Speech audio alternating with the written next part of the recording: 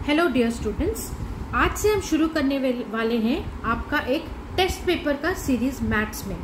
तो आइए शुरू करते हैं।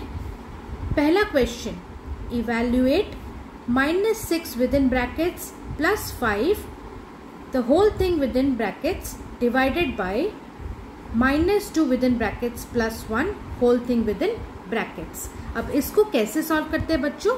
अब ध्यान से देखिए, पहला ये वाला हम सॉल्व करेंगे। तो ये आपका लिखा जा सकता है -6 + 5। ये कितना हुआ? इसको हम बड़े वाले ब्रैकेट में रखेंगे। अब ये डिवाइड का साइन यहाँ पे लगाएंगे और फिर -2 + 1। अब इंडिविजुअली -6 + 5 को सॉल्व करेंगे, -2 + 1 को सॉल्व करेंगे और फिर इन दोनों को डिवाइड करेंगे। सो -6 + 5। अब देखिए बच्चों, ध्यान से सुनिए, जब दो डिजिट्स अलग है तो हमें बड़े डिजिट से छोटे डिजिट को माइनस करना है। तो 6 - 5 1 और उस डिजिट का साइन लगाना है जो बड़ा है। तो 6 और 5 में कौन सा डिजिट बड़ा है? 6 बड़ा है, उसका साइन क्या है? माइनस है। तो यहाँ पर आप लिखेंगे -1। अब उसके बाद यहाँ पे डिवाइड करेंगे, डिवाइडेड बाय, अब -2 + 1 दो नंबर्स है, इन दोनों नंबर्स में कौन सा बड़ा है? 2 बड़ा है। सो 2 और 1 दोनों के अलग साइंस है, एक माइनस है एक प्लस है। तो इनको क्या करेंगे आप बच्चों? इनको माइनस करेंगे। तो -2 + 1 आपका हो जाता है -1। अब -1 डिवाइडेड बाय -1 हो जाता है -1 divided by -1, which can be written as -1 upon -1, which is equal to 1. This is your answer. Express 7 rupees 7 paisa as rupees using decimals. 7 rupees 7 पैसा को रुपीज में कन्वर्ट करने हैं डेसिमल्स को यूज करके। तो इसको कैसे हम समझेंगे? अब टोटल इंटू रुपीज करना है। अब हमें पता है 1 रुपी इज 100 पैसे। दैट मीन्स 100 पैसा जो है आपका 1 रुपीज है। तो यहां पर जो 7 पैसा है वो कितना रुपीज होगा? 1/100 इंटू ये वाला 7। ठीक है, तो इसको हम डेसिमल में कैसे लिख सकते हैं बच्चों? 7 डिवाइडेड बाय 100। अब डेसिमल मतलब नीचे कितने जीरोस है? 2 जीरोस है। मतलब डेसिमल पॉइंट ऊपर हमारा 2 डिजिट्स के पहले आना चाहिए। तो 7 तो ऑलरेडी है, उसके आगे आप 0 लगाएंगे और फिर एक डेसिमल पॉइंट लगाएंगे यहाँ पे, क्योंकि यहाँ पे नीचे 2 जीरोस है। ठीक है, और डेसिमल करने के लिए हमें कंसिडर करना पड़ता है कि आपके डिनोमिनेटर में कितने जीरोस है, उस हिसाब से आप ये डेसिमल पॉइंट लगाते हैं। तो आपका 7 पैसा हो गया 0.07 रुपीज एंड ऑलरेडी 7 रुपीज आपको दिया गया है। So your answer is 7 rupees + 0.07 rupees. तो इसको हम डेसिमल में लिख सकते हैं 7.07 rupees is your answer. Now the next question बच्चों, थर्ड वाला, right the additive inverse of 11 and -5। अब एडिटिव इनवर्स से हमें क्या समझ में आता है? अब देखिए, इनवर्स मतलब ऑपोजिट आप मान सकते हैं। जैसे इसको एडिटिव इनवर्स को हम ऑपोजिट नंबर भी मानते हैं। ठीक है, और कोई भी नंबर आपका दिया गया है, जैसे यहाँ पे 11 दिया गया है, उसका एडिटिव इनवर्स आप 11 ही लिखेंगे और देखेंगे इसका साइन क्या है? कुछ नहीं, देयर इज नो साइन, मतलब it is considered positive. So positive का ऑपोजिट साइन क्या है? माइनस। इसीलिए आपका एडिटिव इनवर्स ऑफ 11 हो गया +11 से -11। वैसे ही दूसरा नंबर आपको दिया गया -5। सो -5 आप पहले 5 सेम नंबर लिखेंगे और बस साइन अलग कर देंगे। सो -5 बन जाता है +5। सो this is the meaning of additive inverse. सिर्फ आपको सेम नंबर लिख के आपको साइन अलग डाल देना चाहिए आंसर के लिए। सो -11 आपका ये आंसर हो गया और +5 आपका ये वाला आंसर हो गया। Now right examples of proper fraction and improper fractions. पहले हम जानते हैं प्रॉपर फ्रैक्शंस किससे कहते हैं। कोई भी फ्रैक्शन आप ले लीजिए, जैसे मैं ले रही हूं एक पहला एग्जाम्पल आपका 3/5 और दूसरा एग्जाम्पल आपका ले रही हूं 8/3। ठीक है, अब देखिए प्रॉपर फ्रैक्शन मतलब क्या, आपको पता है कि ये जो फ्रैक्शंस हम लिखते हैं, ये जो लाइन के ऊपर होता है इसको हम मानते हैं न्यूमरेटर, लाइन के नीचे जो होता है इसको हम मानते हैं डिनोमिनेटर। अब अगर ये ऊपर वाला नंबर आपके नीचे वाले नंबर से छोटा है, यहां पर आप देख सकते हैं numerator 3 is less than less than 5 है। सो ये आपका कहलाता है प्रॉपर फ्रैक्शन। ठीक है, जिस केस में ऊपर न्यूमरेटर नीचे डिनोमिनेटर से कम में हो। दूसरा एग्जाम्पल देखेंगे 8/3। यहां पर 8 आपका न्यूमरेटर है और 3 आपका डिनोमिनेटर है। ठीक है, तो इस वाले केसेस में जहां पर आपका numerator 8 is greater than the denominator 3, over here in this example that is an improper fraction। ठीक है, ये आपको ध्यान में रखना है बस कि कौन से केस में न्यूमरेटर अगर छोटा है डिनोमिनेटर से तो प्रॉपर फ्रैक्शन, न्यूमरेटर अगर डिनोमिनेटर से बड़ा है तो improper fraction. Next, what is the identity element of multiplication. Now identity element मतलब क्या, आप एग्जाम्पल के द्वारा समझिए। अब देखिए 2 एक नंबर है आपके पास, अब इसमें मैं क्या मल्टीप्लाई करूं, because identity element of multiplication पूछा गया है। So what should I multiply with 2 that I will get the number 2 only, यही आपका क्वेश्चन है। सो आप थोड़ा सा ध्यान लगा के मुझे बताइए 2 को मैं कौन से नंबर से मल्टीप्लाई करूंगी तो मुझे 2 मिलेगा, 2 into 1. So the identity element of multiplication is always 1. Answer is 1. Okay. अब अगर आपको कोई भी नंबर आप देख लीजिए 3 into how much will give you the identity element। Identity element मतलब सेम नंबर आपका आना चाहिए। ऐसा कौन सा नंबर मैं मल्टीप्लाई करूंगी तो मुझे दोनों साइड पे सेम नंबर्स आएंगे, 1। ठीक है, सो द आंसर इज 1। अब नेक्स्ट वाला देखते हैं बच्चों, the value of 272.5 divided by 100। Now 272.5 को बच्चों हम कैसे लिख सकते हैं, डेसिमल हटाकर हम लिख सकते हैं 2725 डिवाइडेड बाय 10, अगर हमने ये डेसिमल पॉइंट हटा दिया तो। ठीक है, बाय 10 क्यों किया, क्योंकि डेसिमल पॉइंट के बाद सिर्फ एक डिजिट है, इसीलिए हम इसको बाय 10 करते हैं। अब इस वाले पूरे को 272.5 को हमें डिवाइड करना है 100 से। अब 272.5 को हम लिख सकते हैं 2725 बाई 10 डिवाइडेड बाय क्या है बच्चों, 100। अब 100 को हम कैसे लिख सकते हैं, 100/1। सो अब इस पूरे इसको हम कैसे लिख सकते हैं, 2725 बाई 10 इंटू ये 1 जो है ऊपर आ जाता है बाय 100, तो ये बन जाता है आपका 2725 बाई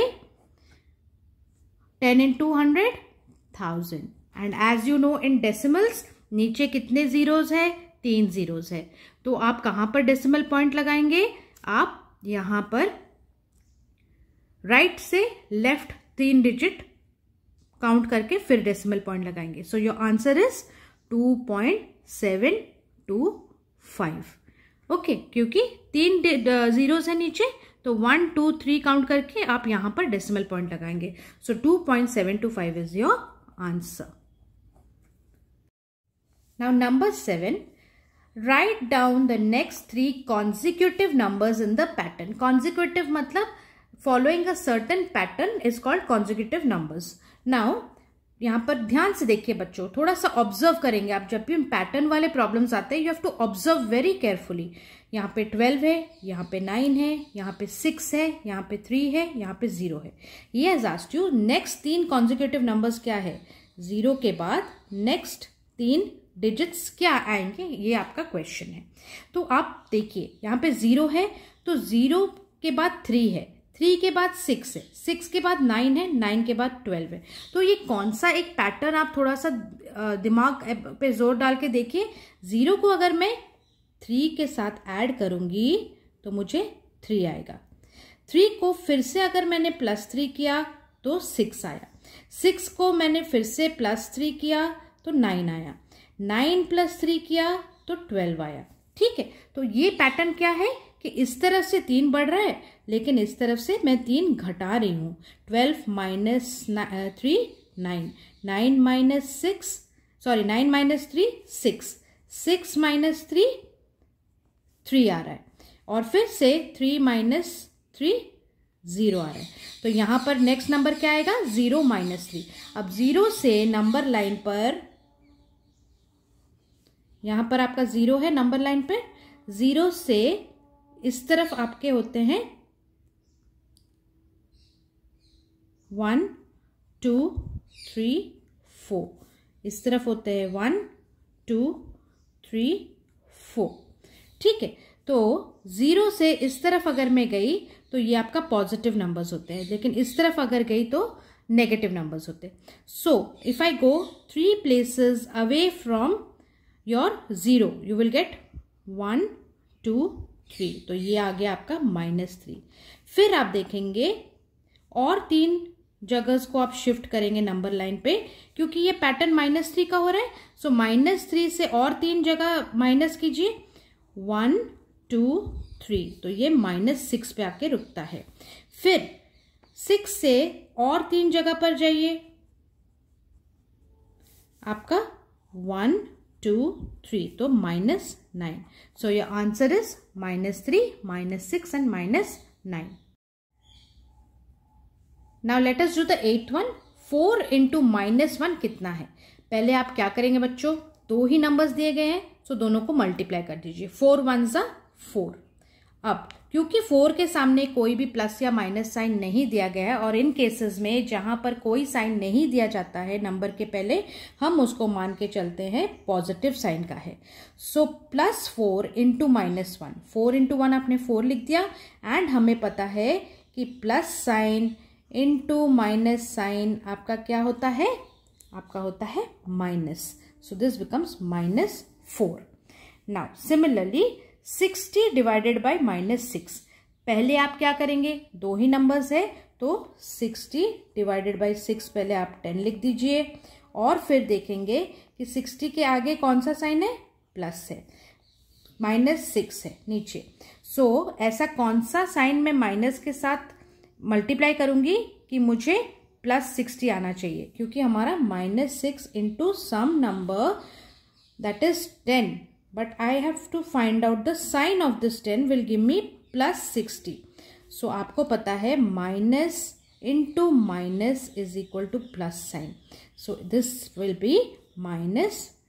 आंसर विल बी -10, क्योंकि हमें +60 चाहिए। यहाँ पे 6 इंटू 10 तो 60 मिल गया हमें, लेकिन साइंस पे ध्यान देने हैं। यहाँ पे -6 है, तो -6 इंटू कितना, -10 या +10 will give me +60। -6 into -10 will give me +60।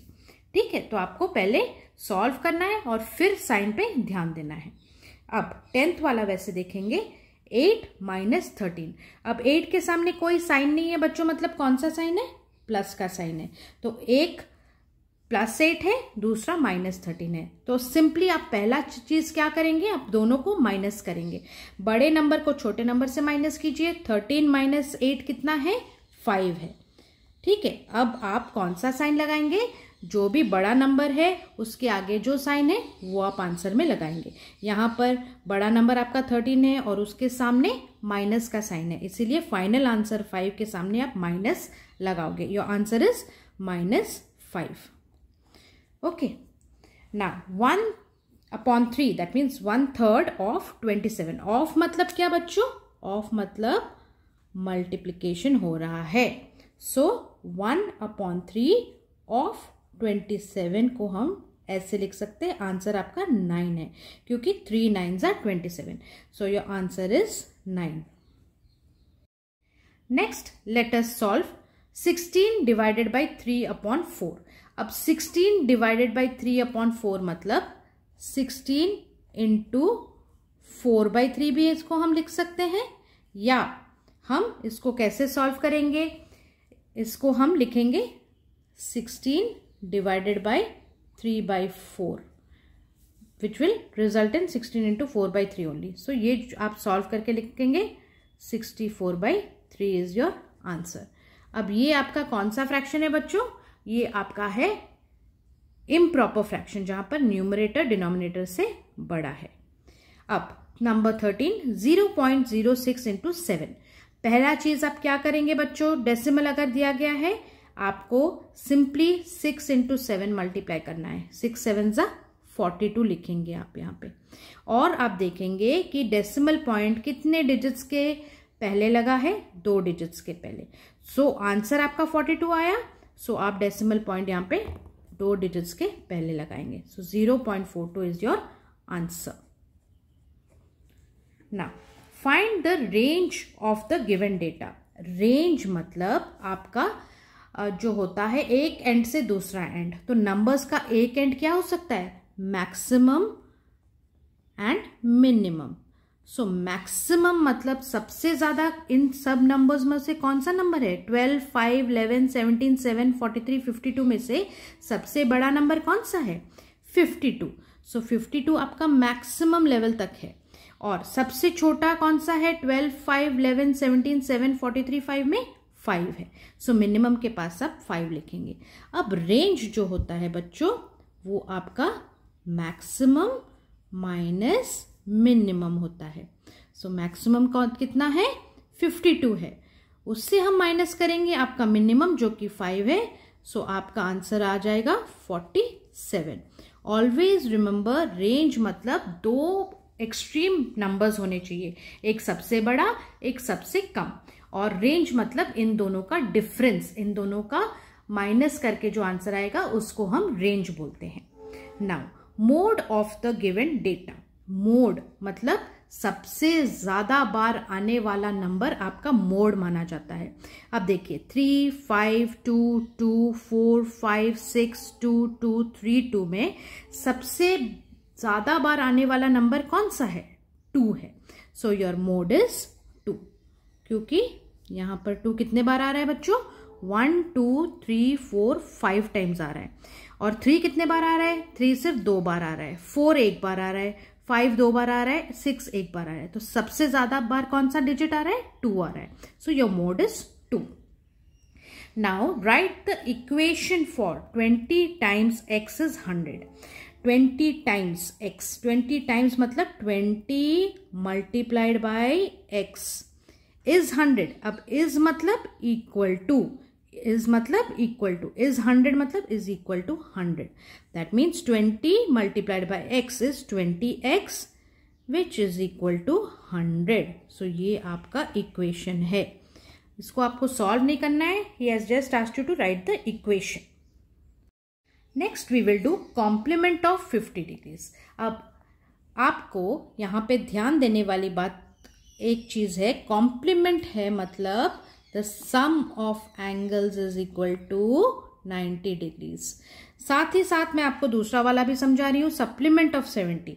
Supplement मतलब the sum of angles is equal to 180 degree. ठीक है। अब कॉम्प्लीमेंट ऑफ 50 मतलब angle 1 is given to you as 50 degrees. आपको पूछा गया है एंगल 2 का कॉम्प्लीमेंट्री एंगल कितना है। अब कॉम्प्लीमेंट्री एंगल का सम मतलब एंगल 1 प्लस एंगल 2 आपका कितना होना चाहिए बच्चों, कॉम्प्लीमेंट 90 होना चाहिए। सो 1 का कितना ऑलरेडी आपका दिया गया है, 1 का आपका 50 डिग्रीज दिया गया है, प्लस एंगल 2 को आपको निकालना है which is equal to 90 degrees. So angle 2 is equal to 90 minus 50, 40 degrees is your answer. ठीक है। अब यही चीज सप्लीमेंट ऑफ 70 मतलब एक एंगल 70 का दिया गया है और दूसरा पूछा गया है इज इक्वल टू, सप्लीमेंट मतलब इन दोनों एंगल्स को ऐड करके हमें 180 डिग्रीज मिलना चाहिए, क्योंकि सप्लीमेंट मतलब सम ऑफ एंगल्स इज 180, कॉम्प्लीमेंट मतलब सम ऑफ एंगल्स इज 90। अब सप्लीमेंट ऑफ 70 को 70 प्लस कौन सा एंगल हमें 180 देगा, तो हमें ये एंगल का वैल्यू मिलेगा 180 degrees minus 70 degrees. Answer is 110 degrees is your answer. Okay, now we will go over to the next one. An angle is more than 45 degrees. Its complementary angle will be more than 45 or less than 45 or equal to 45 or none of the above. अब complementary angles मतलब angle A plus angle B should be equal to 90 degrees. अब वो बोल रहा है एक angle है जो कि 45 डिग्री से ज़्यादा है, मान लीजिए 46 डिग्रीज है, तो पूछ रहा है कि ये जो एंगल बी जो हमें नहीं पता है क्या वो 45 डिग्री से ज़्यादा होगा या 45 डिग्री से कम होगा या 45 डिग्रीज को इक्वल होगा। सो एंगल बी को हम निकाल सकते हैं 90 degrees minus 46 which is equal to your 44 degrees. अब 44 डिग्रीज आपका दूसरा एंगल होना चाहिए, तो ये 44 डिग्रीज क्या ये मोर देन 45 है? नहीं। क्या ये लेस देन 45 है? Yes. So your option B is correct and it is not equal to 45, it is none of the above भी गलत है। सो ऐसे आपको रीजनिंग करके करना है। अब perimeter of an equilateral triangle of side 3 centimetre is equal to. अब इक्विलेटरल ट्राइंगल पहले समझते हैं। ट्राइंगल आपको पता है हर ट्राइंगल में 3 साइड्स होते हैं, ठीक है। तो ये आपका इक्विलैटरल, इक्यू मतलब इक्वल, लैटरल मतलब साइड। सो जिस ट्राइंगल में तीनों साइड ए बी सी आपके वर्टेक्सेस है, जहां पे 2 साइड मिलते हैं उनको वर्टेक्स बोलते हैं। तो इस ट्राइंगल में कितने वर्टेक्स है? 3, ए बी एंड सी। कितने साइड्स है? 3 साइड्स है। क्या क्या साइड्स है? A B B C C A B B C and C A. अब इक्विलैटरल ट्राइंगल मतलब तीनों साइड्स का लेंथ सेम है। सो वो साइड कितने का बता रहा है? 3 सेंटीमीटर। तो ए बी भी 3 सेंटीमीटर है, बी सी भी 3 सेंटीमीटर है और ए सी भी 3 सेंटीमीटर है।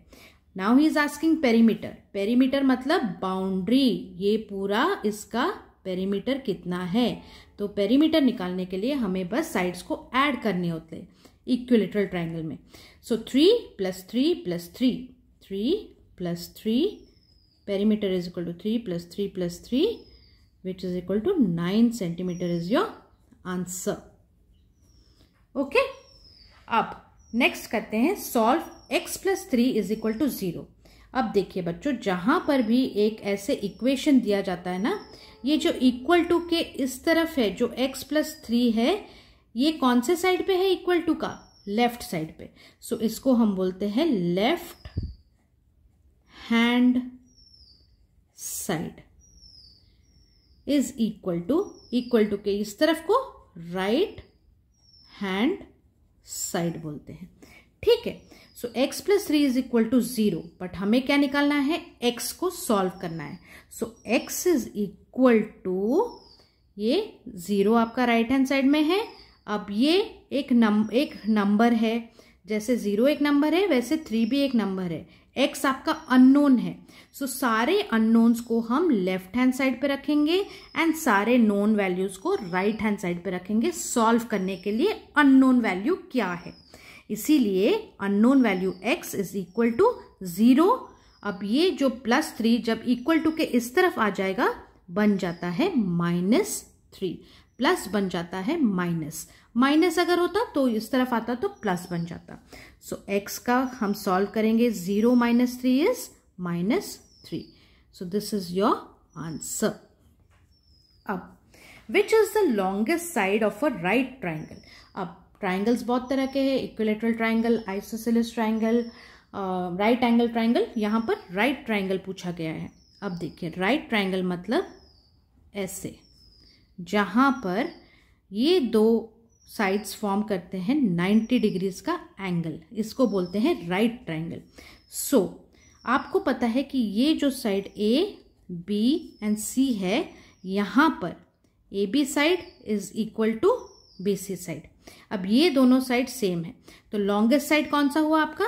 AC हुआ। जैसे कि आप देख सकते हैं, इसको हम हाइपोटेन्यूज भी बोलते हैं। क्या बोलते हैं बच्चों? हाइपोटेन्यूज, ठीक है। अब 2 angles of a triangle are 72 degrees and 21 degrees. Find the measure of the third angle. एक ट्राइंगल में 3 एंगल्स होते हैं, angle A, angle B, angle C। अब A + B plus C angles, ठीक है, इनका वैल्यू होना चाहिए 180 डिग्रीज। अब एंगल ए 72 दिया गया है, एंगल बी आपका 21 डिग्रीज दिया गया है। You have been asked to find out what is angle C and all these three angles sum is equal to 180. So can you find out the value of C? Angle C is equal to 180 degrees minus इन दोनों का addition जो है, जो कि 93 है। अब answer क्या आएगा आप ये निकालेंगे। Angle C is your answer. 125% is equal to how much? अब बच्चों जब परसेंटेज दिया जाता है मतलब 125 का डिवाइड बाय 100 वो माना जाता है आपका परसेंट। मतलब जो भी नंबर दिया गया है उसको डिवाइड बाय 100 करेंगे तो परसेंट। सेंट मतलब 100, पर मतलब अपॉन, ठीक है, परसेंट। सो अपॉन मतलब बाय, सो जो नंबर अपॉन 100, सो 125 बाय 100। अब इसको आपको आता है डेसिमल्स कैसे करना है। नीचे कितने जीरोस है बच्चों? 2 जीरोस है। तो जब नीचे 2 जीरोस है तो इस तरफ से इस तरफ आप 2 डिजिट्स चुनकर 1.25 इज योर आंसर। आप डेसिमल को 5 and 2 डिजिट्स हो गया, उसके बाद आप लगाएंगे एक decimal point. Now the next one is I bought a toy for ₹250। Bought a toy मतलब कॉस्ट प्राइस कितना है? ₹250 and sold the toy for ₹150 मतलब सेलिंग प्राइस इज ₹150। अब देखिए आपने खरीदा 250 में, बेचा 150 में, कौन सा आपका ज्यादा है जिसमें आपने खरीदा? So you will and you sold it at a lower price, ठीक है, आपने बड़े प्राइस में खरीदा, ज्यादा पैसे देके खरीदा और कम पैसे देके बेच दिया, तो आपका मुनाफा हुआ, प्रॉफिट हुआ या लॉस हुआ? आपका लॉस हुआ। क्यों? क्योंकि आपने कुछ ज्यादा पैसे देके खरीदे लेकिन कम पैसे में आपने उसको बेच दिया। So your loss is equal to how much? Loss is equal to cost price minus selling price. What is your cost price students? It is ₹250 minus ₹150 which is equal to ₹100। अब आपको पूछा गया है कि फाइंड माई प्रॉफिट और loss percent. पहले तो आपने कॉस्ट प्राइस लिखा, फिर सेलिंग प्राइस लिखा, फिर आपने देखा कि लॉस हो रहा है या गेन हो रहा है। आपका लॉस हो रहा है। लॉस आपको कितने का हो रहा है ये माइनस करके आपको मिल गया। अब पूछा गया कि फाइंड द प्रॉफिट और लॉस परसेंट। क्योंकि लॉस हो रहा है we have to find out the loss percent कितना है। अब लॉस्ट परसेंट को कैसे निकालते हैं बच्चों? ये जो आपका लॉस है यहां पर 100 divided by your cost price by your 250 into 100, ठीक है। अब ये जीरो को ये जीरो के साथ काट दीजिए। अब 25 हाउ मच सा 100? 25 4 सा 100, सो 4 इंटू 10 इज योर 40% लॉस आपका हो रहा है। सो दिस इज योर आंसर। तो यहां पर मैंने लॉस परसेंट निकालने के लिए ध्यान से आपने देखा बच्चों मैंने क्या किया, मैंने जो भी लॉस आया उसको मैंने न्यूमरेटर में लिखा, लॉस डिवाइडेड बाय क्या किया मैंने, कॉस्ट प्राइस किया, इनटू 100 बाय, क्योंकि हमें परसेंट निकालना है, ठीक है। तो इसी तरह से आप इन प्रॉब्लम्स को अप्रोच करके करेंगे आपके आने वाले एग्जाम्स में। आपके फंडामेंटल्स क्लियर करने के लिए अगर आपको चाहिए कि मैं ऐसे और वीडियोस डालूं, प्लीज मुझे कमेंट सेक्शन में जरूर बताइए। और अगर मेरा चैनल अच्छा लगा लाइक शेयर सब्सक्राइब जरूर कीजिए। मैं और वीडियोस ऐसे आपके लिए बना के अपलोड करूंगी। Thank you students and all the best.